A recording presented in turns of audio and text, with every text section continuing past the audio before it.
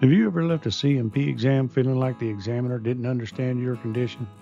Today, we're going to talk about what happens when you feel your C&P exam is not going to tell your complete story and what steps you can take to make sure your concerns are documented. Before we discuss the C&P exam, first we need to understand the examiner's role. The C&P examiner is not the person who grants or denies your claim. Their role is to provide medical findings and opinions that the VA uses when making a decision. The examiner answers medical questions. The VA rater applies those medical findings, along with the other evidence in your file, to the requirements established by law. This distinction is important because the examiner is a part of the process, but the process does not end here. Now, many veterans leave a C&P exam with questions. Did I explain myself clearly? Did the examiner understand my condition?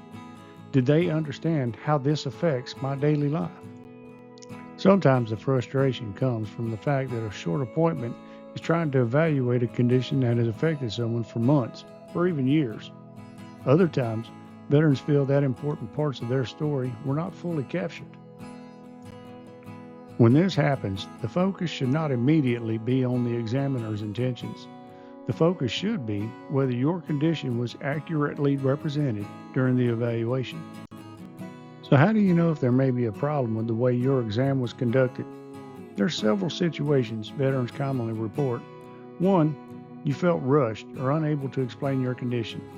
If you were unable to explain your symptoms, limitations, or how your condition affects your daily life, that experience may be important to document. The second way is important information was not discussed. If you attempted to provide relevant information about your history or your treatment and felt it was not considered, make note of that. And a third way is the exam did not reflect your actual condition. If you believe the exam did not accurately represent the severity or the impact of your condition, that is something you may want to address. Remember, a difficult exam does not automatically mean a bad exam.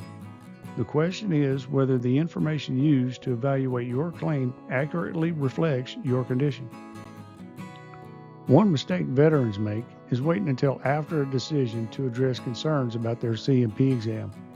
If your claim is still being processed and you believe something important was missed, you are able to submit a statement in support of claim, a VA Form 21-4138. Keep your statement factual and focused on what you believe the exam missed. If a decision has already been issued and you still believe the exam didn't accurately reflect your condition, start with the decision letter. It explains what evidence the VA relied on and why the claim was decided the way it was.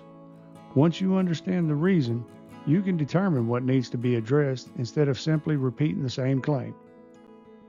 A disappointing C&P exam can be frustrating, but understanding the process helps you respond with a plan instead of just reacting.